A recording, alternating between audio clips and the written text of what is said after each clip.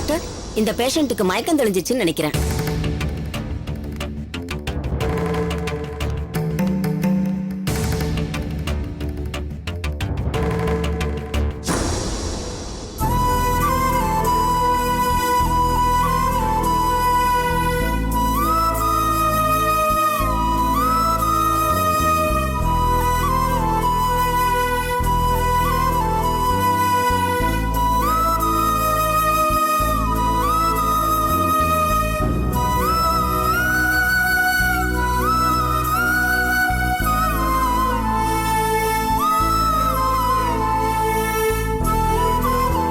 காயத்ரி, இப்ப எப்படி ஃபீல் பண்றீங்க? வாமிட்டிங் சென்சஸ் ஏதாவது இருக்கா? அப்படியா? ஒன்னும் பயப்பட வேண்டாம், எல்லாம் சரியாயிடும். Take rest. சிஸ்டர், உங்களுக்கு கொடுத்த மெடிசன்ஸ் எல்லாம் அதையே கண்டினியூ பண்ணுங்க. அப்புறம் அந்த பேஷண்ட்டுக்கு கொடுக்க வேண்டிய மெடிசன்ஸ் எல்லாம் கரெக்டா கொடுத்துருங்க. Okay doctor.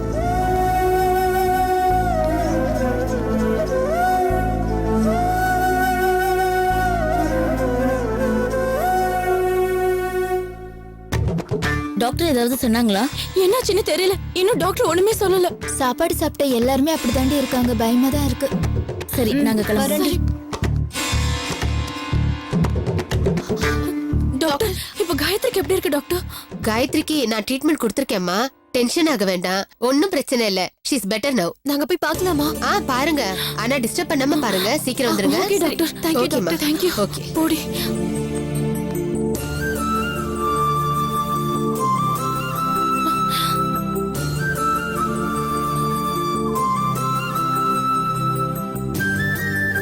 காயத்ரி, எப்படி இருக்க காயத்ரி? நான் பயந்தே போயிட்டேன்.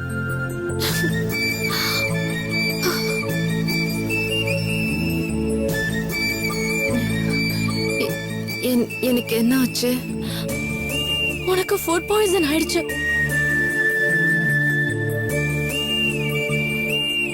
நீங்க ரெண்டு பேரும் சாப்பிடுறதுக்காக வெளியே போனது மட்டும்தான் எனக்கு ஞாபகம் இருக்கு. வேற எதுவுமே ஞாபகம் இல்ல. இதுக்குதான் ஹாஸ்டல் சாப்பாடு சாப்பிடாதன்னு சொன்னேன். கேட்டீங்களா யாராவது? இதுக்கப்புறமும் ஹாஸ்டல் சாப்பாடு சாப்பிடுன்னு சொல்லுங்க, நான் பொல்லாதவள் ஆயிடுவேன். எனக்கு இப்படி ஆயிடுச்சுன்னு அப்பாவுக்கு சொல்லல? இல்லடி, நான் சொல்லல.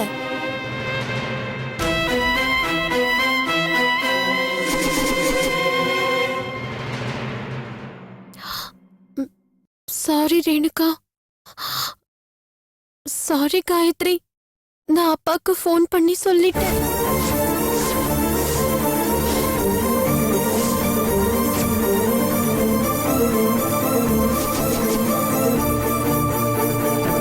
ஏண்டி, உன்னை யார் இப்ப அவசரமா அவ அப்பாவுக்கு ஃபோன் பண்ணி பேச சொன்னது? அதான் சாரி சொல்லிட்டேன்ல. அவருக்கு நான் உயிர், தாங்கவே மாட்டாரு, உடனே கிளம்பி வந்துருவாரு. ஒன்னும் கவலைப்படாத, அப்பாவே நினைச்சாலும் வர முடியாது. இன்னைக்கு பந்த், சாயங்காலம் 6 மணி வரைக்கும் எந்த வண்டியும் ஓடாது. எதுக்கும் நீ ஒரு தடவை ஃபோன் பண்ணி பேசிட. சரி, உன்னை வச்சுக்கிட்டு ஒண்ணுமே பண்ண முடியாது. சின்ன பொண்ணுங்க லிஸ்ட்ல சேர்க்கறதா இல்ல பெரிய பொண்ணுங்க லிஸ்ட்ல சேர்க்கறதான்னு தெரியல. ஐயோ,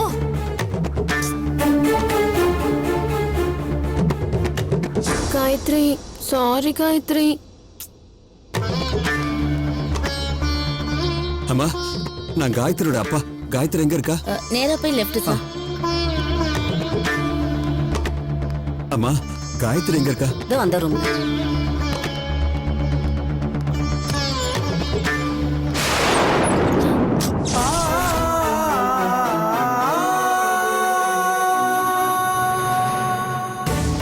அம்மா, அப்பா, என் காயத்ரிக்கு ஒண்ணும் ஆகல. ஒண்ணும் ஆகலப்பா, வாங்க உள்ள போலாம். இனிமே உன்னை கேட்காம நான் யாருக்கும் ஃபோன் பண்ண மாட்டேன். எங்க அப்பாவுக்கு ஃபோன் பண்றதுனால உன்னை கேட்டே ஃபோன் பண்றேன்.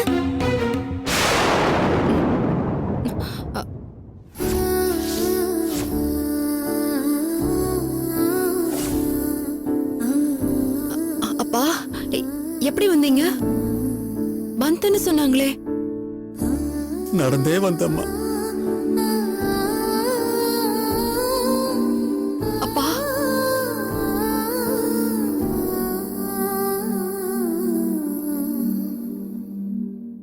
ஊர்ல இருந்து நடந்தே வந்தீங்களாப்பா? ஏன்பா நாளைக்கு கூட வந்திருக்கலாமே. உனக்கு இந்த மாதிரி ஆயிடுச்சுன்னு கேள்விப்பட்ட பிறகு என்னால எப்படிமா அங்க நிம்மதியா இருக்க முடியும்?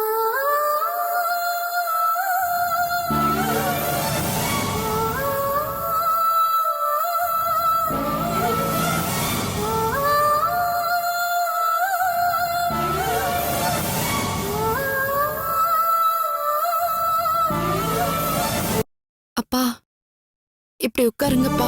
இருக்கட்டும்மா, நீ வசதியா படுத்துக்க.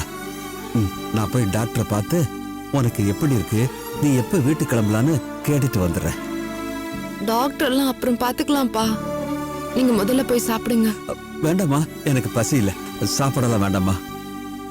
ரேணுகா, நீ அப்பாவை கூட்டிட்டு போய் ஏதாவது சாப்பிட வாங்கி கொடு. சரி வேண்டாம்மா, எனக்கு சாப்பாடு எதுவும் வேண்டாம். வாங்கப்பா. வேண்டாம்மா, எனக்கு பசி இல்லம்மா. அப்பா ஏதாவது சாப்பிடுங்க. வேண்டாம்மா, எனக்கு பசி இல்லம்மா. பரவாயில்லப்பா, நான் காய்கறி பாத்துக்கிறேன். வாங்க போய் சாப்பிடுங்க போங்க.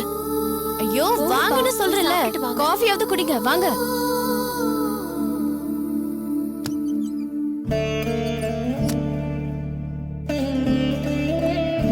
காயத்ரி, நீ ரொம்ப கொடுத்து வச்சவடி. இந்த மாதிரி ஒரு அப்பா கிடைக்கிறதுக்கு நீ கோடி புண்ணியம் பண்ணிருக்கணும்.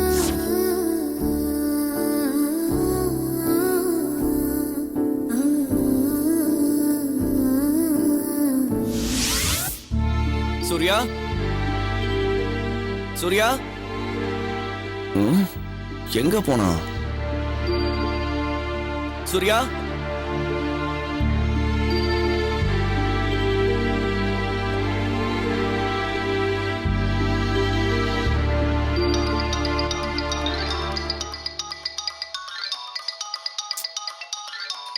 இதை எங்கே வச்சுட்டு போயிட்டானா?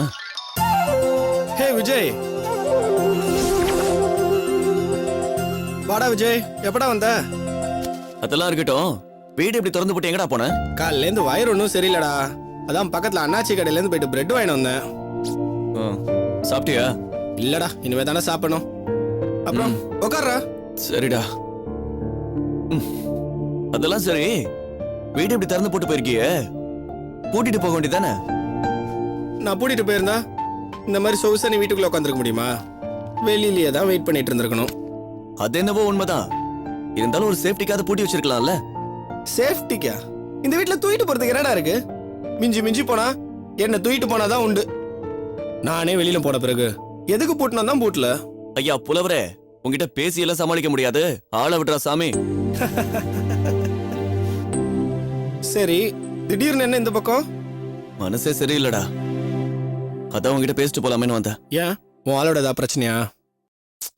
அவளே பிரச்சனை தான்டா. அவ எப்ப கோச்சுக்குவா, எதுக்கு கோச்சுக்குவானே தெரியலடா. ஆனா திடீர்னு கோச்சுக்குவா. போன் எடுக்க மாட்டேங்கிறாளேன்னு அவ ஃப்ரெண்டு கிட்ட சொல்லி ரேணுகாவை கொஞ்சம் கீழே வர சொல்லுங்கன்னு சொன்னேன். அதுக்கு கோச்சுக்கிறா மாப்பிள. என்ன பார்க்க வராதேங்கிறா, பேச வராதேங்கிறா, ஏகப்பட்ட கண்டிஷன் போடுறா. நானும் மெசேஜ் அனுப்பி பார்த்துட்டேன், இமெயில் அனுப்பி பார்த்துட்டேன், ஃபேஸ்புக்ல அனுப்பி பார்த்தேன், எல்லாத்துலயும் மன்னிப்பு கேட்டு பார்த்துட்டேன். கண்டுக்கவே மாட்டேங்கிறா.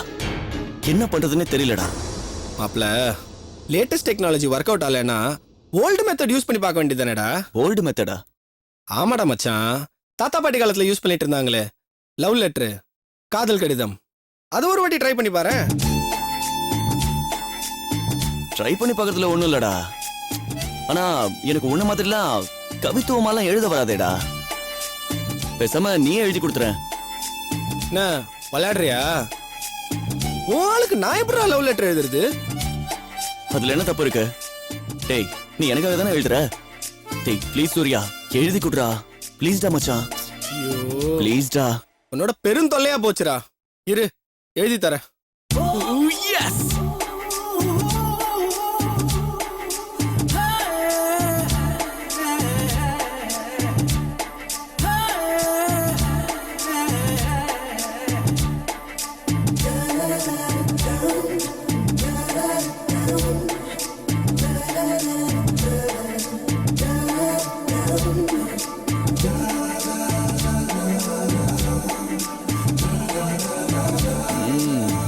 நல்லா யோசிக்கிறான். டேய் நல்லா எழுதுடா. டேய், பிரமாதமா எழுதி தரேன்டா.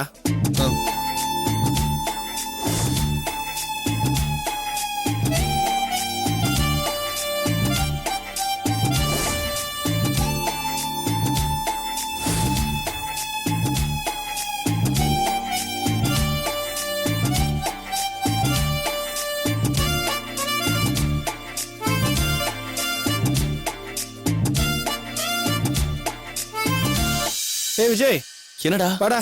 எழுதிட்டியா? இந்தா எடுத்துட்டு போயிட்டு வாழ்ட்ட கொடு. மறக்காம கீழே கையெழுத்து போடுறா, இல்லாட்டி மொட்டை கடுதாசி ஆயிடும். டேய் மச்சான், கலக்கிட்டடா. சூப்பர்டா, இதுக்கு தாண்டா உன்னை எழுத சொன்னது. சரி இந்தா கையெழுத்து போடு. டேய் வேணாம் வேணாம் வேணாம், கழுத்து போட்டா உன் ஹேண்ட் ரைட்டிங்கும் என் ஹேண்ட் ரைட்டிங்கும் வித்தியாசம் கண்டுபிடிச்சிருவா, அப்புறம் பிரச்சனை ஆயிடும். சரி நான் கிளம்பட்டா? பாத்தியா, அந்த வேலை முடிஞ்சவன கிளம்புற பாத்தியா. டேய் வேலை முடிஞ்ச உடனே கிளம்பிட்டே இருக்கணும்டா, இதெல்லாம் வாழ்க்கையில சகஜம், கத்துக்கோ சரியா மச்சா? இவனை திருத்தவே முடியாது. என்னங்க இது அநியாயமா இருக்கு? பள்ளி விழுந்த சாப்பாட்டை குழந்தைங்க கொடுத்துட்டு இந்த மாதிரி பண்றாங்க. அவங்க குழந்தைங்களா இருந்தா இந்த மாதிரி பண்ணுவாங்களா? ஏன் சொல்ல மாட்டாங்க? அவங்க பெத்த புள்ளையா? நம்ம பெத்த புள்ளைய வச்சுக்கிட்டு காலேஜுக்கு அனுப்பிச்சு ஸ்கூலுக்கு அனுப்பிச்சு வளர்த்து ஆளாக்கி வீடு திரும்புற வரைக்கும் திக்கு திக்குன்னு இருக்கியா? இதுல நாம பேசி எந்த பிரயோஜனமும் இல்ல. ஏன்னா இன்னைக்கு எல்லா ஹாஸ்டலும் எல்லா காலேஜும் இப்படிதான் இருக்கு. ஏன்னா they are all contractors. உள்ள இருக்கிறவங்க எல்லாரையும் நல்லா கவனிச்சுதான் இந்த டெண்டரே வாங்குறாங்க. அப்படிப்பட்டவங்க குழந்தைங்களுக்கு ஆரோக்கியமான சாப்பாடு போடுவாங்கன்னு நம்ம எப்படி எதிர்பார்க்க முடியும்? சொத்த கத்திரிக்காவையும் முத்தலான வெண்டைக்காவையும் தான் போடுவாங்க. சோ இத நம்ம தட்டி கேட்டோம்னா நாளைக்கு நம்ம குழந்தைங்கள ஏதாவது சாக்கு சொல்லி டார்ச்சர் பண்ணுவாங்க. அப்போ அவங்க என்ன செஞ்சாலும் நம்மள கண்ணக்காத மூடிக்கிட்டு சும்மா இருக்க சொல்றாங்களா? இப்ப நம்ம பல விஷயங்களை அப்படிதான் செஞ்சுக்கிட்டு இருக்கோம். இது நம்ம குழந்தைங்க சம்பந்தப்பட்ட விஷயம். தானாடாட்டாலும் சதையாடும்னு நம்ம துடிச்சிட்டு வந்து நிக்கிறோம். மத்த குழந்தைங்க பாதிக்கப்பட்டா நாம இந்த மாதிரி வந்து நிப்போமா?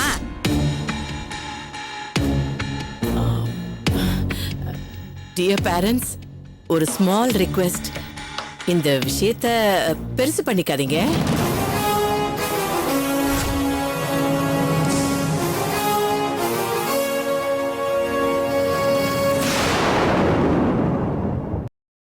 இங்க பாருங்க, நடந்தது ஜஸ்ட் ஒரு ஆக்சிடென்ட் தான். சுவத்துல போயிட்டு இருந்த பள்ளி சாம்பார்ல விழுந்து இப்படி ஒரு பெரிய பிரச்சனை வரும்னு யாருமே எதிர்பார்த்திருக்க மாட்டாங்க. அப்பா நல்ல வேளை, கடவுள் புண்ணியத்துல யாருக்கும் எதுவும் ஆகல. சரிங்க, எதிர்பாராம இப்படி ஒரு சம்பவம் நடந்து போச்சு. இனிமேல் இப்படி நடக்காதுங்கிறதுக்கு என்ன உத்தரவாதம்? ஏங்க இதுக்கெல்லாம் பள்ளியை கூப்பிட்டு வச்சு அக்ரிமெண்டா போட முடியும்? இப்படி பேசுறாங்க இந்த அம்மா. ரோட்ல ஒரு ஆக்சிடென்ட் நடந்தா மறுபடி நடக்கிறதே இல்லையா? ஆக்சிடென்ட் ஆகுதேங்கிறதுக்காக யாருமே ரோட்ல போகாம இருக்காங்களா? இல்ல நீங்க போலீஸ் ஸ்டேஷனுக்கு போய் இனிமே ஆக்சிடென்ட் நடக்காதுங்கிறதுக்கு என்ன உத்தரவாதம்னு கேப்பீங்களா? போலீஸ் நமக்கு என்ன உத்தரவாதமா எழுதி தரும்? வாடனம்மா, என்னடா ஆளை இன்னும் காணுமே நினைச்சேன். எனக்கு ஒரு சந்தேகம். சொல்லுங்க. உங்க வீட்டுல ஒரு துக்கம் நடந்தா இப்படிதான் பேசுவீங்களா? வாய் இருக்குது, எதையும் பேசுறாதீங்க. கொஞ்ச நேரம் அமைதியா இருங்க. ஒரு பேச்சுக்கு கேட்டதே உங்களால தாங்க முடியலையே. ஆனா எங்க பிள்ளைங்களுக்கு இப்படி ஆயிடுச்சேன்னு எவ்வளவு பதறிப்பே வந்திருப்போம். அத பத்தி கொஞ்சம் கூட கவலைப்படாம பள்ளி கூட அக்ரிமெண்ட் போட முடியுமான்னு கேக்குறீங்க. பள்ளி விழுந்து தற்கொலை பண்ணிக்குன்னு எப்படி எதிர்பார்க்க முடியும்னு காமெடியா பேசுறீங்க. நாம பொறுப்புல இருக்கும்போது இப்படி ஆயிடுச்சேன்னு நீங்க வருத்தப்பட்டிருந்தீங்கன்னா கண்டிப்பா இந்த மாதிரி பேசியிருக்க மாட்டீங்க. அப்போ எங்க குழந்தைங்க மேல உங்களுக்கு அவ்வளவுதான் அக்கறை. ஒருவேளை எங்க குழந்தைங்க உயிருக்கு ஏதாவது ஆயிருந்தா நீங்க இப்படிதான் பேசிருப்பீங்களா? அச்சச்சோ, இப்ப எதுக்கு சார் இங்க தேவையில்லாம லெக்சர் அடிச்சிட்டு இருக்கீங்க? அதான் ஒண்ணும் ஆகலல்ல, அப்புறம் என்ன? இவ்வளவு பேரண்ட்ஸ்க்கு இல்லாத அக்கறை உங்களுக்கு மட்டும் தான் இருக்குதா? உங்க பொண்ணு காயத்ரி மட்டும் தான் பொண்ணா?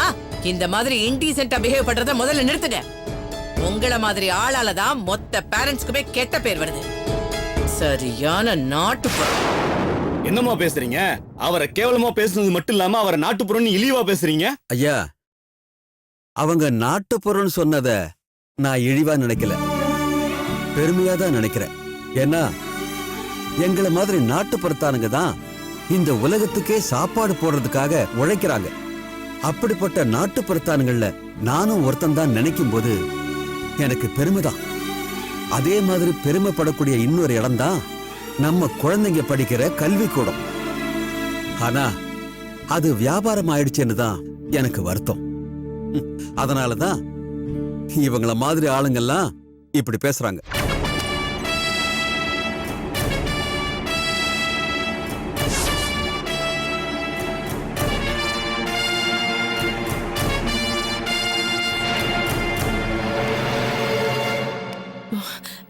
வாங்க மேடம், நான் பேரண்ட்ஸ் கிட்ட எல்லாம் பேசிட்டு ப்ராப்ளத்தை சால்வ் பண்ணிட்டேன். நான் எல்லாத்தையும் கேட்டுட்டு தான் வந்திருக்கேன். நீங்க உங்க தவற உணராம ரொம்ப அலட்சியமா பதில் பேசிருக்கீங்க. அதுக்கு உங்க மேல நடவடிக்கை எடுக்கிறத தவிர வேற வழியே கிடையாது. உங்களை ஒரு வாரம் சஸ்பெண்ட் பண்றேன்.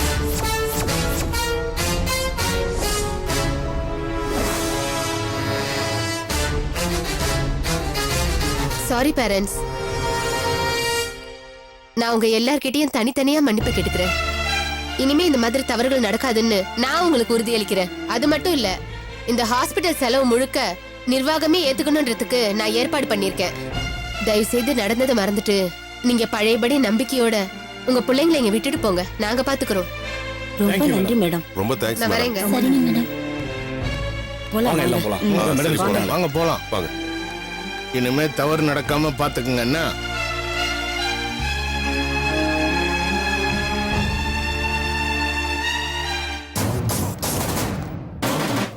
யோ, என்ன சஸ்பெண்ட் பண்ண வச்சு அசிங்கப்படுத்திட்டல்ல. இதுக்கு பதிலா உன் பொண்ணு காயத்ரிய அசிங்கப்படுத்தி பழி வாங்கி காட்டுறையா?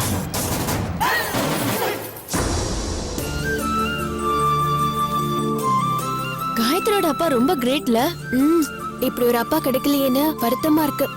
உனக்கு ஏதாவது ஒண்ணுனா பறந்தடிச்சு ஓடி வருவேன்னு சொல்றத கேள்விப்பட்டிருக்கேன். ஆனா காயத்ரிக்கு ஒண்ணுன உடனே அவ அப்பா நிஜமாவே பறந்தடிச்சு ஓடி வந்துட்டாரு. காயத்ரி ரொம்ப கொடுத்து வச்சவ.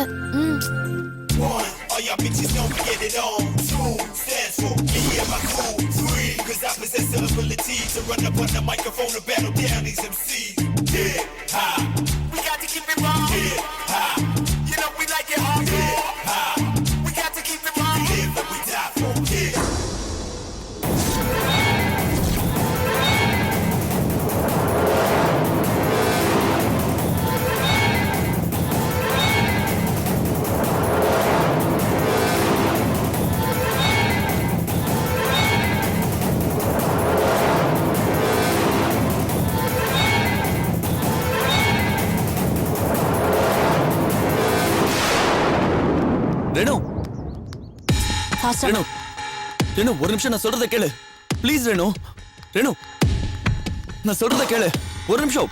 ரெனு ரெனு ப்ளீஸ். ஓகே, நான் செஞ்சது தப்புதான்.